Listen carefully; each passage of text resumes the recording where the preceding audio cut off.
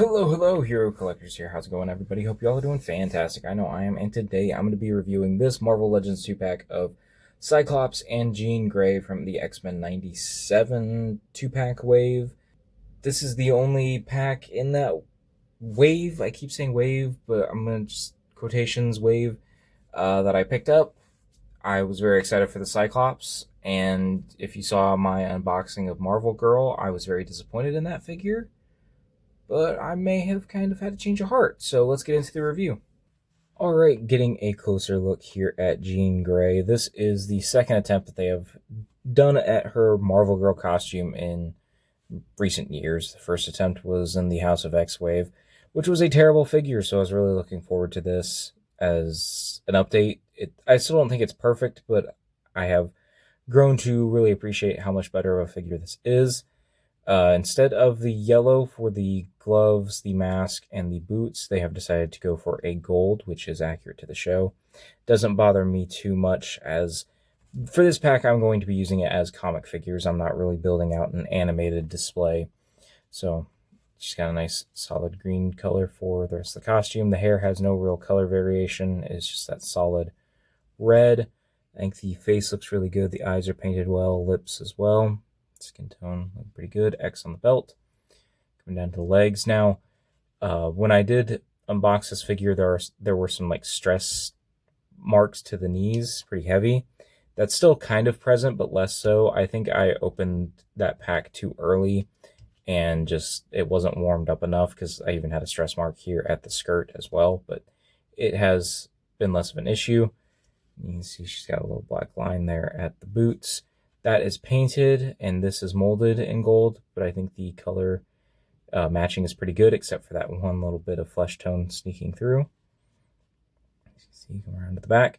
Now, this is just something I noticed when I sat down to actually do this review, is that I do have a slight tear here at the skirt. I may have been pushing the articulation a little too far, but just be wary of that. I know sometimes people like to make their own little cuts in the skirts for these figures just to prevent that. There is kind of like a molded line on the gloves, but it's not painted in, so I don't know if that was meant to be painted or just, but you know, it is there, it's present. I think that is just about it in terms of going over stuff, so let's go over the accessories. She does come with a set of pretty standard fisted hands. She also comes with the standard splayed out hands that we see on a lot of female figures. Also the standard wrist hand effects that we see on a lot of figures, but in blue. I know that blue is accurate to the show. I really like her pink side effects.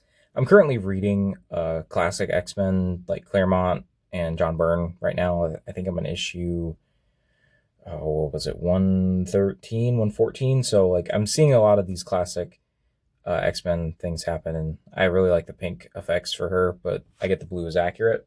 And last but not least, she does have an alternate, more aggressive or upset head. I like this head a lot, but something seems like off. Like the hair isn't fully plugged in, like at the top. The eyes seem a little droopy. It's not terrible, but it's just slightly off, and it's something I noticed. Again, no color variation in the hair here as well. But now let's go over the articulation. So the head is on a ball and hinge, so she can look down a bit if you kind of like work with the hair. It sometimes will go over the shoulders, and you can make it, get out of the way. Can't look up a ton, but you can get her to look up at least a little bit. Of course, turn side to side, and she does get some head pivoting, again, working with the hair. Shoulders can go up that high. Do a full 360. Bicep swivel, double jointed elbows, all of the hands hinge down. If I can get it to work. Down and up, like so. Now she does have the waist ball that I don't really care for. This is probably the weakest part of the figure, in my opinion. I would have really liked to have seen them attempt to do the super articulation where they have the cut here at the mid-torso, and then the ab crunch here at the waist. But we do get the ball, so it goes that far forward, that far back. She can get some pivoting, of course, and rotation. So there's that. Now, the skirt is going to limit the articulation here at the legs, so that is as far as this leg will go out. This is as far as this leg will go out. Keep in mind, I do have that slight tear. She can kick forward a bit, not a ton, back a little bit. Again, you can get a little bit forward, but not a ton. This is probably the second weakest area, but I was still able to work with it. She does have thigh rotation. Again, double jointed knees that do get a little stressed here and there. Recommend heating them up, of course. And I'm having a little, here, let's go with the other leg. That one seems to be just a bit better. Yeah, like so. Double jointed knees. No boot cut. Ankles to go up, point down, and she does have an ankle pivot. And these shoes, these high heel, or not, I mean, they are heels. They are not the greatest, but she stands far better than the previous figure. So, getting into that, what are my final thoughts on this figure? So, like I said, with the unboxing, I initially was just very disappointed in this release, thinking that it was honestly kind of terrible still. But with time and me kind of just waiting for inspiration, I should say, I picked her and Cyclops up to do some photos. And not that this is anything like revolutionary, but I tried to push myself to do just random things. Like there's a photo where she's kind of angled behind herself, you know, doing an effect thing. And I just tried to push myself a little bit to be a bit more creative, step out of my comfort zone of, oh, but she didn't do that, I don't have a reference for that, and just kind of mess with the figure and just see what can happen. And when I did that, I had a good time. I just kind of forgot a lot of the issues with this figure, and she really just kind of fell into place. So, while yes, I do think this figure could be improved still, I do like this a lot more than I did initially. Is it perfect because of that? No. I would have liked to have seen the torso updated and the skirt improved. Those are the two big problem areas. But again, I was able to work with the skirt a bit. I didn't get into too many like low crouch shots, so that wasn't as big of an issue, but still present, still there. I feel like it could be improved in the future. The alternate head was really nice. I like that they do that. That's something I'm going to ask with most figures, is give us an alternate head, give us variation to put them in different scenarios, and I like that this figure did that. The effects are meh. I would have liked to have seen something new, of course. New effects are probably going to be one of my biggest things going into the next couple of years, is just do new stuff. You know, don't just give us the same old effects that have been done in every color. So, yeah, with that, I'm going to say fun factor. I think she does have the fun factor because I found myself wanting to take more photos once I was kind of pushing myself and found myself in a creative headspace where she just kind of really worked for me. So yeah, fun factor, yes. Then for a final rating, I want to say a 7 out of 10. I feel like she deserves a 6 out of 10, but a 7 out of 10 feels right. It's not a perfect figure, but I still had a lot of fun with her. It is a serious improvement over the previous one, who couldn't stand for anything. She would constantly fall on my shelf. The double jointed pinless knees really help with that. And yeah, I think everything else just kind of works for her. It's just not the perfect Marvel Girl release. All right, moving on to Scott here. This is his Dave Cockrum kind of giant size X-Men era costume, which I really love this costume. I think it's my favorite costume. I don't know really why. I would have expected to love the Astonishing or the 90s costume just because of where they fall on being involved in my life, if that makes any sense. But I think this is just the coolest costume he's had, in my opinion. As you can see, it's a pretty solid blue throughout, no real color variation, even on the yellow as well. It's kind of a faded yellow from what we've seen before. Not the most vibrant, but it's still yellow, unmistakably. But the belt here was causing a lot of controversy. It can go down and kind of look like He's got a tiny bathing suit, but he does sit up higher for those that want it to look like that. Coming up to the head here, he has a all-new head sculpt, very similar to previous head sculpts, but it's new in that it actually has the molded lines on the visor going down. And then, yeah, the visor itself is transparent red plastic. A lot of people don't care for the skin tone here. I don't mind it. I don't think it looks terrible, but I understand the issues with it. Like I mentioned, the belt. It's got a nice black deco on it. And yeah, not really much else to say. This is the Vulcan body with some newer parts like these boots and the head, of course. And I just want to throw this in. I don't really have another place to throw it in here. But this is the X Factor Cyclops that we got from the Nemesis Build-A-Figure wave. This head is how I'm eventually going to be displaying the Cyclops, because I like the look of the solid red here.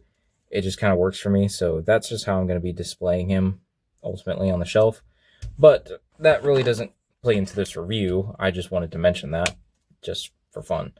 But let's get into the accessories, because he does have an alternate head, and on the figure we have a set of fists. And then not a set, but we get a kind of wide open hand and then a visor touching hand to activate his powers. We only get one of each of these and no matching set for either side. And here is the alternate head. It is grimacing and very angry, and also has a port because he does come with the newer Cyclops blast effects. And as I don't bump the camera, he does come with this. And it has some paint on it right there at the top. As you can see, it has that kind of blasting outward explosion look. I like that a lot. It plugs in like so with the painted bit on top where it's smooth, and then the ridged, yeah, I guess ridged would be the word, bit on the bottom. Plugs in really nicely. We have seen this before with that X Factor Cyclops, because it also has this extra piece here where it plugs in and it gives you a like kind of blast effect. It does have some crackling in it, but no paint detail or anything like that. But with all the accessories out of the way now, let's go over the articulation. This is pretty standard Vulcan articulation though, so you may have seen it before. Head can look up that high, can look down pretty far. It's on a ball and hinge. It can look side to side, of course. Shoulders go up that high. Full 360. Butterfly joint can go in that far and back that far.